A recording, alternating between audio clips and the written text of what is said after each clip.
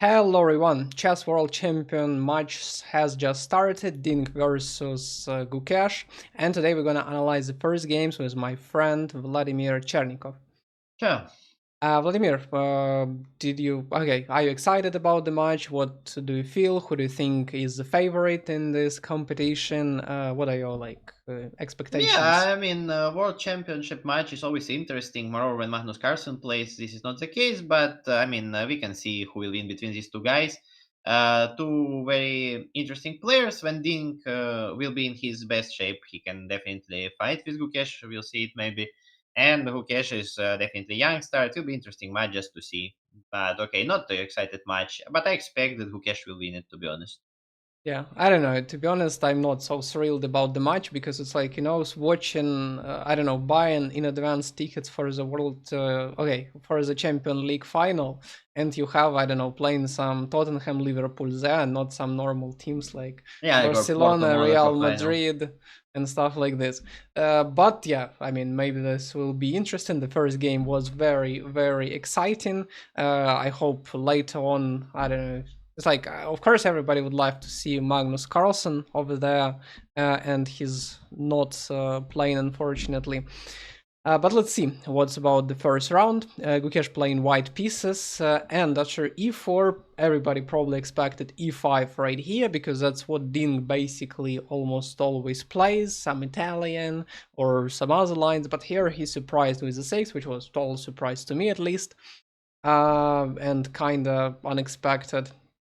After d4, d5, knight c3, it seems like Gukesh was prepared. Knight f6, e5, knight d7, f4. Everything was looking very normal, very logical. Now only people here play knight f3 and then develop bishop e3, and then white has more space. Black has a typical bad bishop over here, but black has some ideas of counter pushing on the queen side, so this is a very imbalanced position. In the game, knight e2 was played. Can you, Vladimir, explain to our viewers what the point of this move?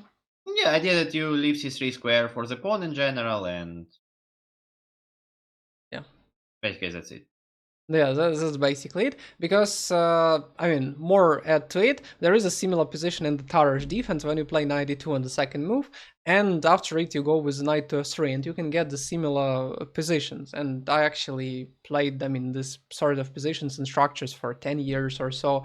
And the idea is that right now, unlike in the other line with knight f3, bishop e3, we want to play c3 to cement our pawn structure, make it very strong. Our bishop will be dominating on the light squares if we manage to do it, and black really needs to do something, or undermine the center with f6, or try to create a push on the queen side where again they're stronger. White, on the other hand, can go for some, I don't know, g3, bishop h3, somewhere h4, and king side attack, and try to capitalize on the space advantage as much as it's possible. In the game, knight c6, c3 was played, and trade here. Dink was thinking for how many minutes? I mean, Yeah, here not much, 26. yes. It's like, it's not what you really expect when you Okay, what is play. it that much? I didn't notice that he actually, while watching the match, I didn't notice that he spent here that much time. I mean, I thought it's Yeah, quite. it's I thought like, he wasted it later after g4, no, but no, okay. he just fall asleep right here, and this is not like the line that you can never expect, because like 92 is one of the moves, and if you decide to play French, it is supposed to, like, everything, because there's like everything at stake. By the way, like, format of the match: 14 games, who scores 7.5 wins. If a draw, then it's tie breaks, but you probably all know it, guys. Time control 2 hours for 40 moves, and then plus 30 minutes and 30 seconds increment starting from the move number 41. I don't know, it's looking very weird and unusual when you play without increment. The first part is like frustrating. I mean, are you get used to play without increment, or? Not at all, not at all. Here in open tournaments, it's usually like 90 plus 30 or something. Yeah, And I'm not used to see many tournaments like that. and in this game, we will clearly see that one of the players didn't manage the time very well and got into severe time trouble. And right here, yeah, Gukesh plays a5. I don't know, maybe he didn't plan playing French all time long. But yeah, let's say we will see how the match will go. Knight f3 happened almost instantly. A4. This is actually one of the best lines according to the engine. A5, A4, and it is the best around like on after 60 depths. I saw it in like chess base. And the idea is to play Queen A5, pretty natural. Black is trying to take as much space as it's only possible. In the game, Bishop E3 quickly was the move.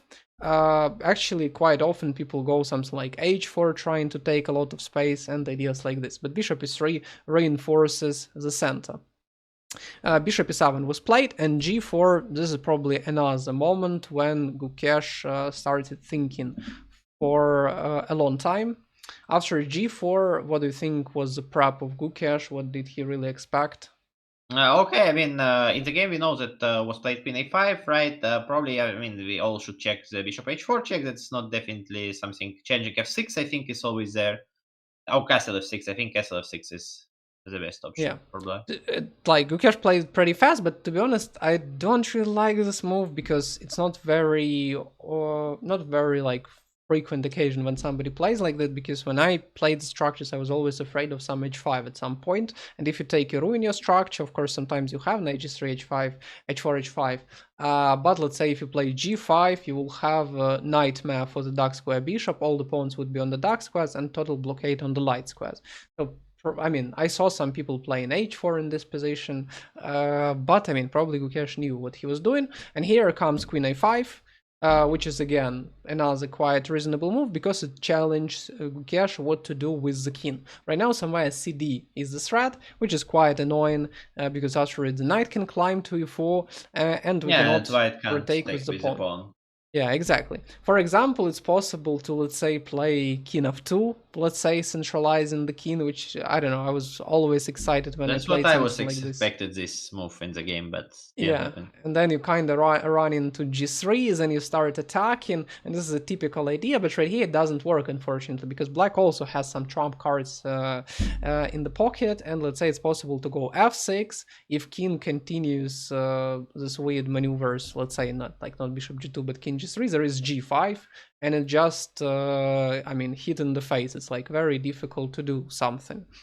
And let's say after some bishop g2 takes, or maybe not takes, but let's say playing castle first, then here, then we have a3 before b5 before threats. It's like very, very annoying. Mhm. Uh, After some thinking, Gukesh played bishop g2, took 20 minutes for this move, trying to solve the problem. Probably the best was queen c2, because the idea of black not only to play b5 before a3 somewhere, but also try to go knight b6, knight c4, which can be super irritating. And right now, if like knight b6 and knight c4 happens, we have everything defended and can continue playing fairly easily.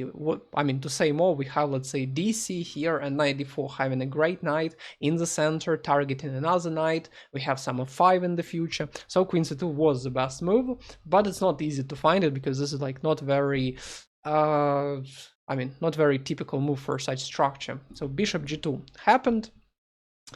And right here, Dean decided to start targeting the position immediately. He could, of course, wait a little bit and play, for example, b5, which could be better, or again go knight b6, which looks kinda annoying because right now, after going, okay, let's say bishop of 2, knight c4, this pawn has to be defended. There is b5 before. This is all coming pretty fast, and it's like harder to coordinate, and bishop g2 was not very useful move after all, because we like not in time as we could have been before. Even like something like a3 and knight b2 can be played, infiltrating in such a weird way, and then trying to again threaten.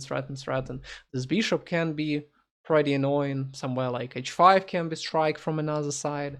So yeah, pretty natural play, but Dean plays a3, totally human move. And right here, b3 followed, which many of the players would play almost instantly, as it happened with Gukesh. And after cd, Gukesh played before. We talked with Vladimir before the game. He said that he doesn't like the move. Why is No, it so? not Can at you all. explain it?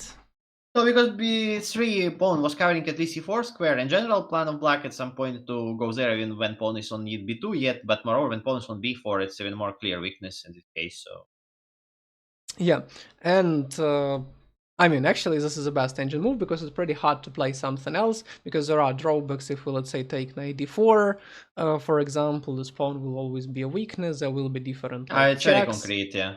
Yeah, so b4 was played, and it's pretty casual for French to play like this. Entered here knight b6, and another very interesting moment, one of the critical moments of the game, because black's threat is pretty straightforward. To go knight c4, attack the bishop, and the knight will stay here for ages. Black can continue development, undermine the center, and black can kinda take initiative back. Can you tell us, Vladimir, what do you think was best? Because in the game, Gukesh let it go, played castle, knight c4 occurred on the board, and If didn't. you saw one of our videos about the game between Lasker and Capablanca, there was a moment where Capablanca could have played bishop c8 while it's still not too late. So here's something similar. I mean, bishop f1 is the move, but according to edges, knight b5 was precise first, Yeah. and then to go bishop f1 to stop knight c4. Why knight b5 is a good move? First of all, we're kicking away the queen from active spot. Secondly, when you have space advantage, you want to minimize the trades so that your opponent had more discomfort with his pieces. And let's say right here, playing knight c4 is not great, because after taking bishop c4 dc and, for example, taking, black is in trouble, because there is a hole here, there is a check here, and if not playing knight c4 and playing bishop d7, we're still doing fine. We can play queen d2. It actually leads to very complex position after, let's say, playing some d4 stuff, then like trading bishop d4, because otherwise there will be some checks, h5 moves, and yeah, it's like right here the position is very dynamical, very interesting. White up a pawn, but black has a lot of dynamics. I don't know if both of the players saw it, but bishop f1 is definitely would be on my radar if I played it, but probably Gukesh thought differently, and he had some other ideas, thinking that knight c4 is not that scary. The game showed that it was, yeah, pretty annoying overall. Right here, white needs to do something, and honestly it looks like, okay, white has a lot of space, great position, black has a typical bad French bishop, and some attack might work, we could like crush the position, but in practice it's not like that, because the center is controlled, it's very hard to do something.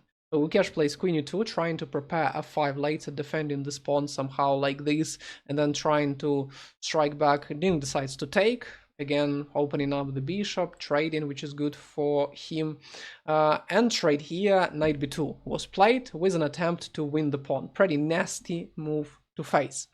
And trade here, Gukesh played queen e3, because he's keeping an eye on attacking opportunity. He wants this pawn to be defended, to play f5, and then try to open up the king of the opponent. In fact, he hadn't realized at this moment yet that already, I mean, big problems coming, because rook c8, queen c4, this pawn's hanging, queen d3 is the move. So Gukesh played it is like from attacking perspective, but way better was to play queen f3, so that after rook c8, when this pawn is defended, attacked, we could defend with rook fc1, this pawn is defended, and our bishop could go right here, stopping the queen from infiltrating. And right now, what is important, h5 is not a move, because right now we can take the pawn, and what happened in the game, probably Gukesh denied exactly because of this reason. And right now, white is staying live, position more or less okay. Instead, queen e3 happened, and already after rook c8, if rook fc1, then h5 is coming, and after taking our pawn structure, getting worse and worse, playing g5 is not making the situation better. Somewhat better was to play bishop e1 and then go for this position where we need to defend, maybe rook f3, but it's hard to find, so Gukesh decides to complicate the position by playing rook c1, queen c4, and he decided to go 5. Vladimir, would you take this pawn on a2 because it looks like free pawn, very juicy, or Okay. is it dangerous?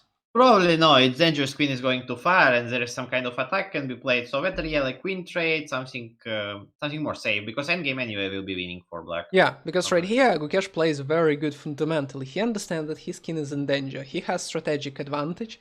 So if attack is the only problem, why not to trade queens? If the queens are gone, then we are doing fine. Instead, taking the pawn really leads to some trouble after opening up the position, after some f6 move, like really scary. Not even mentioning that there is rook a1 move, winning the pawn back. So queen d3, really brilliant move. Love that play by Ding, and in the game queen e1 happened. Gukesh tried to burn all the bridges. He goes to a miserable position for the queen, but just to keep the attack going.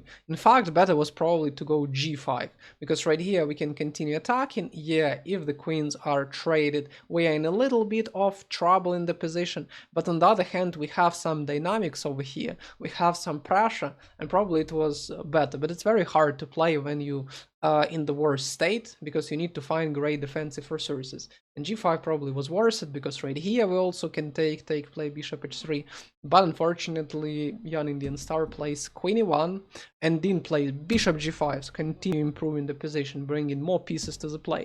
Right here rook c4, also great move. Somewhere we can, let's say, take on Yeah, d4, rook take d4, on queen c2, c2. rook is hanging. H4 was played, so Gukesh looking for a counter play. Bishop f4. Right now this pawn is under attack, and queen b1, such a weird defensive move. Queen is not doing great, but I mean, it's necessity. And right here, after taking, critical moment already for Ding, who has 10-minute lead, which is a lot because it's move number 27, too many moves to go. And right here, he needed to decide to take with the pawn or to take with the bishop. I mean, if it was your game and you were on the Ding place, would be not bad to be a world champion, of course. Would you take with the bishop or with the pawn? I'll take with bishop definitely because it just looks a more secure move. Like because if you take with the pawn, there's whole f file open, and sometimes maybe I cannot manage to castle at some lines. Like there's knight e2 intermediate, bishop c5 moves, rook is taking a look there. So I take don't with the know. bishop. Honestly speaking, I would seriously consider taking with the pawn, because taking with the bishop has clear drawbacks. For example, knight b5. But then it seems that after this, we like kinda staying alive. Or if like some bishop c5 also okay. If rook e1 we can run away, but it's like very shaky position. So bishop e6 a bit counterintuitive to create so many holes and create some chances. Fe keeps the structure still, but it was a worse move because bishop e6 was leading to the huge advantage, almost to -2. Right here, Gukesh had a chance that he tried to use because he forks. Before it wouldn't be that scary, but right here, after taking, he 2 pawns down. But if he right now played bishop c5, absolutely stopping the castle, and let's say then continued improving his position by playing like some, I don't know, queen c2, then trying to go to f2, then trying to threaten mate, the position is like a real mess. Let's say right here already king has to run away. Knight a4 doesn't make the position better because there is bishop d6, and it's like extremely imbalanced. Instead, Gukesh mixed move order up. He played queen c2 first, and right here, can you tell us what's the move? And by the way, look at the clock, already 4 minutes for 10 moves, which is unspeakable thing. Very hard to play like that. But here we have force continuation, like queen c4 again. We follow idea, right? Once you spot queen d3 before, you spot queen c4 now, and yeah, you try to trade queens, and you win a tempo. You want to castle now. Yeah, because the idea is that if we trade queens, we are totally good. We like, I mean, winning. We're up to pawns. If not, we castle, which is essential right now for black to stay safe. And after Yeah, queen and if you e2, castle direct, there's bishop c5, yeah, targeting rook on f8. So yeah. So going here is not really working because there is an X-ray attack like that. Queen c4, queen d2, castle, bishop d4. Attacking here, creating pressure. It looks scary, but here comes another brilliant move by Dink. He plays knight d3, which disconnects queen and rook f8 check is not scary because there is no way to attack the king. And this is it. Basically, there is nothing much to do. By the way, funny part, there was e5 move, giving up the pawn, having some activity, but it can be disproved by bishop d5, queen d5, rook f8 here, and bishop c5. If Ding blundered it, I guess he would be very, very upset, but he plays extremely well. Knight d3, queen e3, rook f1, bishop f1. Right now comes e5, because probably taking right last here. important move, right? It's very strong Yeah, because some problems to be solved, but from here already like after bishop f5 we have queen g4, g4. and already look at the time, 43 seconds for 5 moves. But right here Gukesh bleeds them out, and he managed to stay alive. It's already like 40's move, but of course right here there is not Yeah, much play. And seems like past after time control. Yeah, and that's right. Gukesh resigned. So very exciting game in the first round. Pretty unexpected preparation from Ding with the six. Vladimir, how do you expect the match will go on? Will it break Gukesh or like what's gonna I happen? think Gukesh is quite strong for his age and for situation because I remember he's lost against Firuja right at some point, and then he finally came back. I think he can stay alive, and I think Gukesh still is a favorite for me. Just because Dink was so bad before it, if Dink managed to finally really prove that he can play like this every game, because today he played very strong, then obviously there's no chance for Gukesh. There is other level. But Uh, yeah, because like if Dink will keep on playing like that, I guess Gukesh will not have some chances because this was extremely well played game, almost with no mistakes, no inaccuracies. But in the long run, there are some mistakes possible, and Gukesh probably should be right now angry, find this like energy to fight back, and yeah, make the match equal again. Because next game he will play black. He needs to like calm down, but then he can try to win again with white pieces. So we expecting some exciting games furthermore.